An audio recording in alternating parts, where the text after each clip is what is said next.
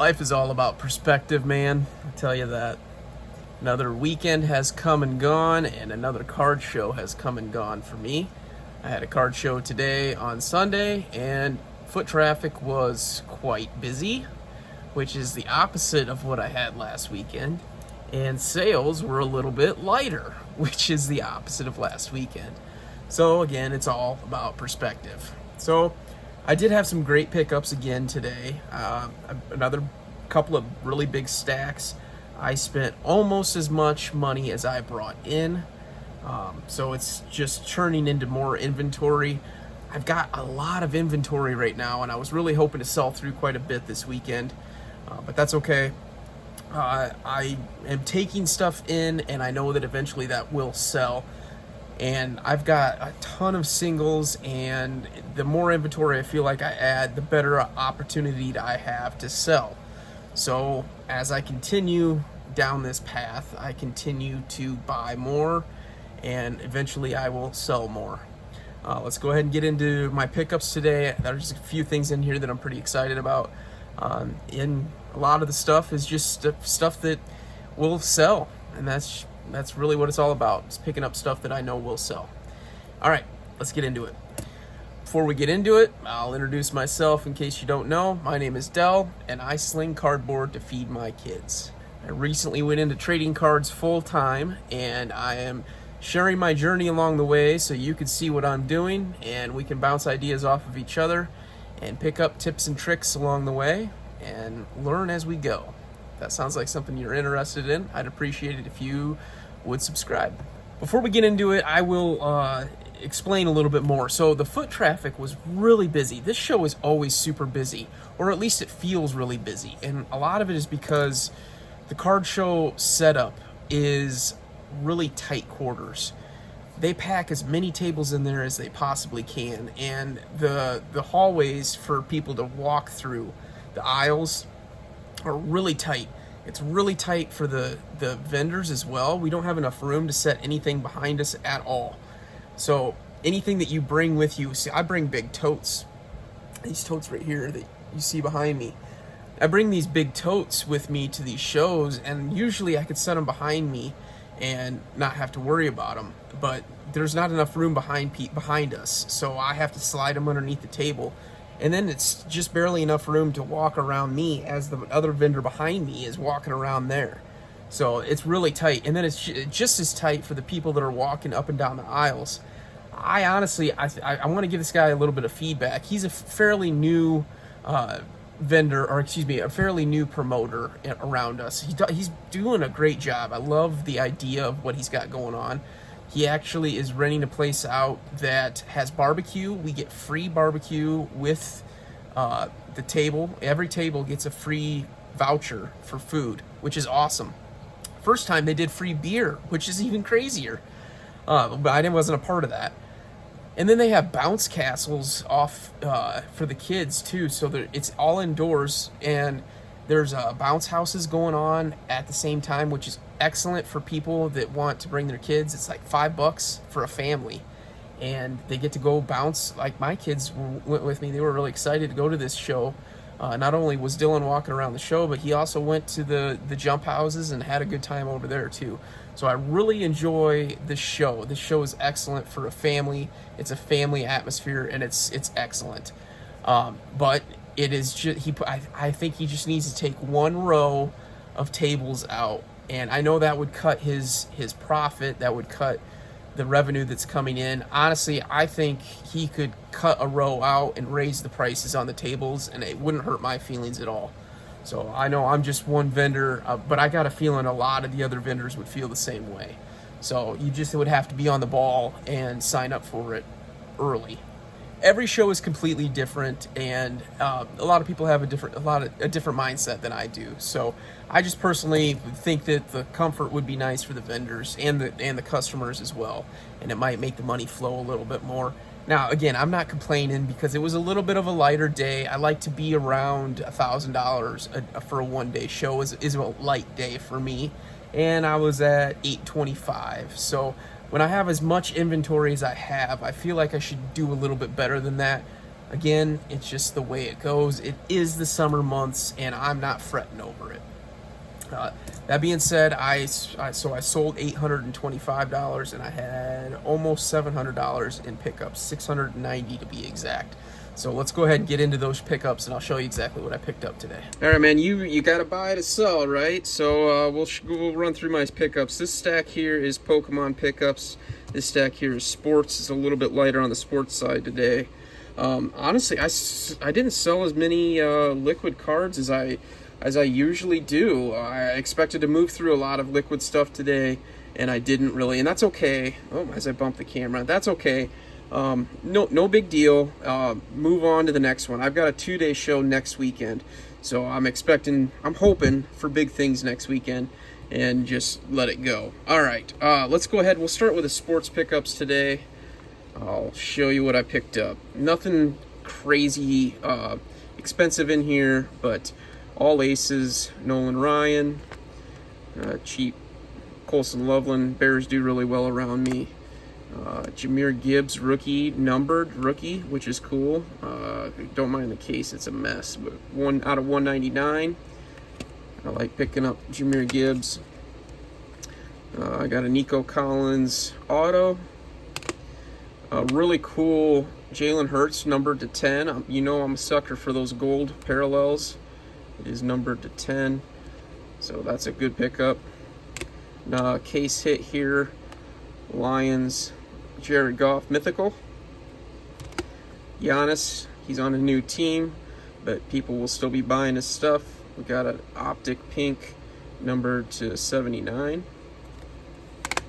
A really sweet refractor. I actually paid this kid. He looked it up, and comps were between $1 to $10. And he says, "Oh, if you want to buy it for $1, that's okay." I said, "No way, man. I'll give you $5 for that thing." It's really sweet. I'm hoping that maybe I can grade it. This is the era that I like to collect, so I like picking the early 2000s. This is actually a 1999. Early 2000s refractors and stuff. Really cool stuff. And this was a soccer deal. I don't do a whole lot of soccer, but I was interested in picking up a Kaboom. Today was the World Cup final, and Spain won 1-0. But so maybe soccer won't be as hot right now, but that's okay. Kabooms are still really nice to pick up. He wanted me to sweeten the deal. We went ahead and he added this as well. I don't know a whole lot about soccer, so I'm not gonna pretend like I know a lot, but I'll probably put this up on my eBay store, and then this will go in my showcase. All right, let's go ahead and move into Pokemon. So I had a giant stack here. This was the start of my show, pretty much. I had a guy that wanted to move into a Greninja, the Greninja SAR that I had in my showcase, and he traded in a ton of stuff to get into that. I traded 80%, and he was comfortable there. So he didn't have anything major, like big card-wise. So it was like a $260 card, roughly speaking. $245, I think, is what it was. Anyways, I went ahead and picked up the 2 bigger cards that he had, or the 3, I guess, which were these 3 right here. And nothing crazy here, like $50, $60 cards. I picked those up, and then a bunch of smaller ones. Actually, this was a part of a different deal, but either way, these were lower end stuff that I picked up as well. I like to pick up low end stuff. My binders do really well at these shows. I take duplicates and I list, so like one of these will go on eBay, and then the other 2 will go in my binder. Binders do really well for me. People are buying cheap cards all the time. It's nice to pick up cheap cards.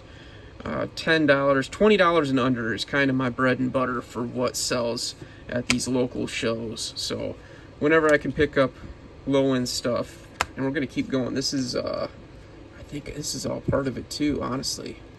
This is all part of that same deal. There we go. More low-end stuff that he traded in. And yeah, so again, my duplicates will go, 1 will go on my eBay store, 2 or whatever will go in my binders. And I sell binder cards way more than I do. $20 and under sells way better than the giant cards. So when people want to trade low end cards for the bigger cards, I'm good with it. I'm cool with it because I know eventually I'll get my money out of it. So that was all my basically my first trade in. So not all of this is buying. I also do trades. So anything in my pickups is trades or buys. I like this art. Picked up this sweet, moderately played Mew. This is out of Pop Series 4, I believe. And the girl was really excited. She wanted to sell it. I bought it for like 35 bucks because it was moderately played. And she was super excited to get 35 bucks. So, I don't know, hopefully she bought something really cool that she wanted for her collection later on in the show. This was her, let's see, was this her as well? No, this was a different deal, but, or maybe it was. I can't remember. Maybe it was this for 35 bucks. All right, here's a couple of bigger cards. I got Moltres. I actually have one. One of these will probably, I have one in my showcase. One of these will be going into my eBay store. I also picked up the Clefable. And I have a little something I'm going to be cooking up here at the end of the week. I'm guessing I'm going to have a video coming out soon. I have a new inventory process for everything that's moving in and moving out. So I'm hoping that I'll share that with you. But basically, all of this stuff that I'm picking up is going to go onto an app, a collection app. And it tracks all of my prices, and I'm going to pull stuff out, which I already did. The stuff I sold today, I already pulled off of there, and then I add my new stuff on. Like tomorrow, I'll probably add all of this stuff in, and tracks all of my pricing for me. And that way, when there's price movements, I can just go through my cards really quickly, and I can pull up the inventory and see exactly what the card prices are and change the sticker price. And it's going to hopefully save me a lot of time. So I will share that with you.